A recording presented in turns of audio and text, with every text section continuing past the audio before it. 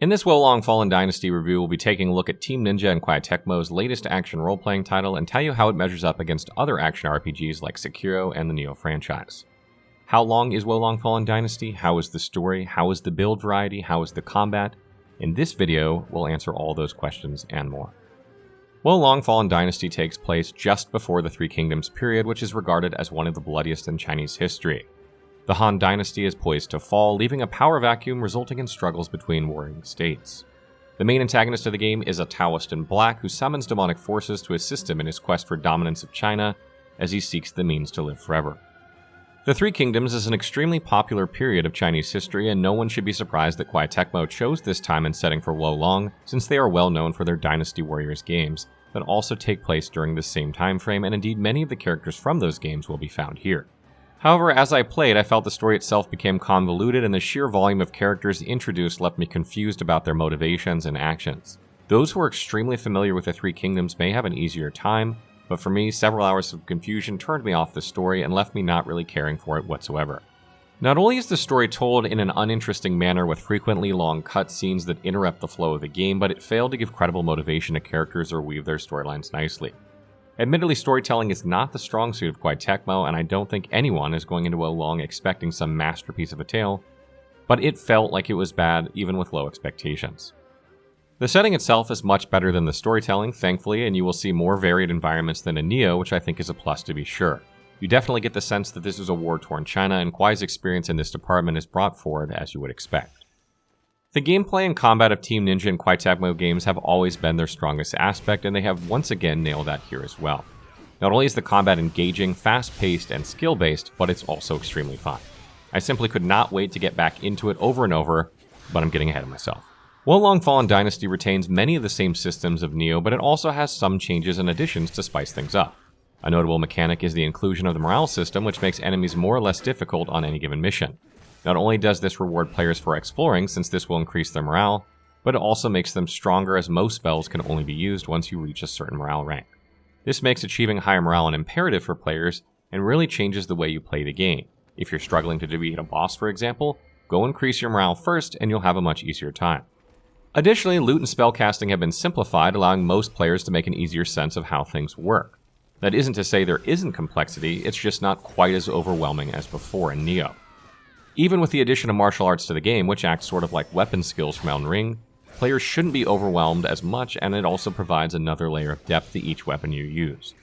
Wolong Fallen Dynasty also features companions not unlike Code Vein, which not only help you in combat in various ways, but also provide passive buffs and can even give you their gear if you strengthen your bond with them.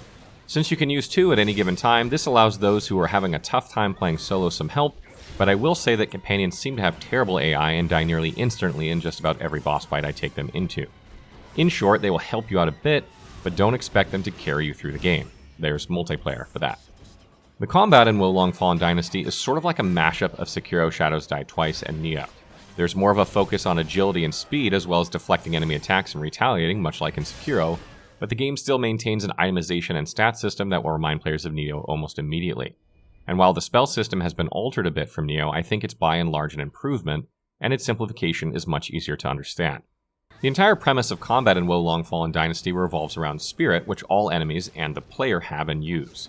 This is more or less a combination of stamina and mana and is used to perform various tasks such as deflecting, dodging, casting spells, using martial arts, and is represented by a spirit gauge just below the player or the enemy's health bar. Since taking damage and using abilities and spells decreases your spirit, and striking enemies with normal attacks or successfully deflecting theirs increases your spirit, there is a fine balance between playing defensively, attacking normally, and using abilities and spells. I like this approach a bit more than Nioh since this prevents the sheer abuse of spellcasting in many cases, and eliminates some cheese strategies from the game. If a player or enemy reaches the lower limit of their spirit gauge in combat, they will be vulnerable to a powerful attack which deals tons of damage. This means you're not only trying to deal damage to your target, but you're also trying to deplete their spirit gauge in order to trigger one of these attacks. It is very similar to Sekiro's combat mechanic Posture, just with a few added elements.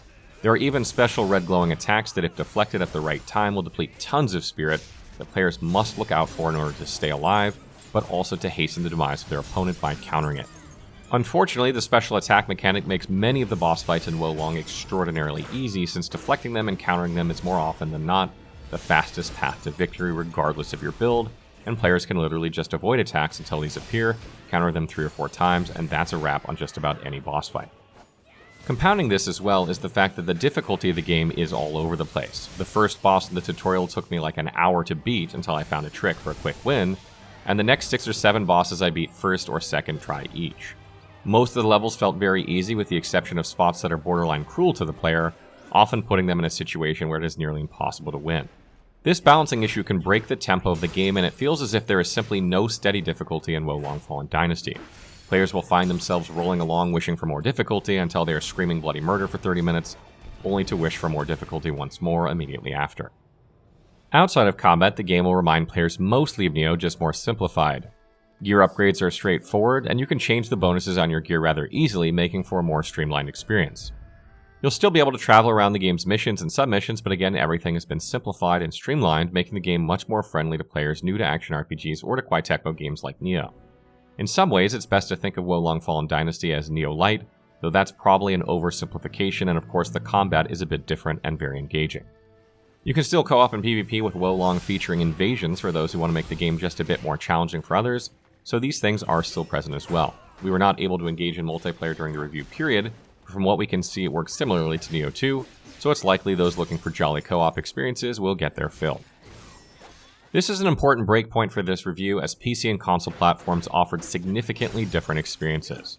I played through the entire game on PC and then did a few shorter test play sessions on PlayStation 5. The difference is score-changing, so please be mindful when making your decision to purchase this game.